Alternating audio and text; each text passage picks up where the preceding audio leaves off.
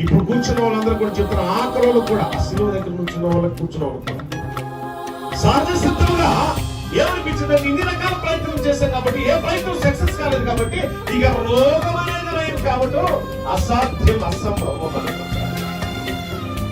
అని ఆమె యొక్క భక్తిగల జీవితం చూడండి ఎంత గొప్పగా ఉన్నదో.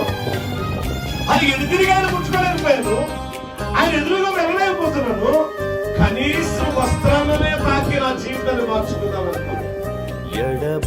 దేవుడు కూడా ఈ జీవితంలో ఎన్నడూ 12 సంవత్సరాల 35 సంవత్సరాల 40 సంవత్సరాల 20 సంవత్సరాల తెలియదు కానీ నీలో ఉన్న బాధ, నీలో ఉన్న వేదన, నీలో ఉన్న సమస్య, నీలో ఉన్న దేవుడు నయం చేయబోతున్నాడు. ఆమె వచ్చి వస్త్రం తాకగానే ఏం వెళ్ళిపోయిందట, ప్రభా